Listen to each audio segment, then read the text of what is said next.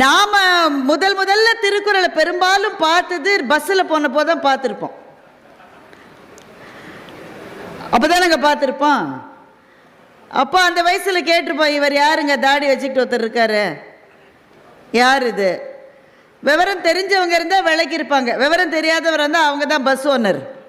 வாழ்க்கையில் ஒன்று மட்டும் நிச்சயங்க, எதையெல்லாம் நம்ம போடுறோமோ அதெல்லாம் அப்படி வரும், திரும்ப எல்லாம் வரும். அதை பற்றி சந்தேகமே வேணாம் நமக்கு. இது அவனை அடிக்கணும், நீங்கள் எதெல்லாம் போடுறீங்களோ அது கட்டாயமாக ஒரு சுற்றி வந்து அதுவே நம்மளை அடிக்கும். மகன் தந்தை காற்றும் உதவி இவன் தந்தை என்னோற்றான் கொல் எனும் சொல். நம்ம அப்பா அம்மாவுக்கு நாம் ஏதாவது செய்யணும்னா ஒன்றே ஒன்று தான் செய்ய முடியும். என்ன, நல்ல பிள்ளைங்களை பெற்று வளர்த்துருக்காங்க, மகராசி அப்படின்னு ஒரு பேர் அவங்க வாழும் காலத்தில் அவங்க காதில் விழறான்.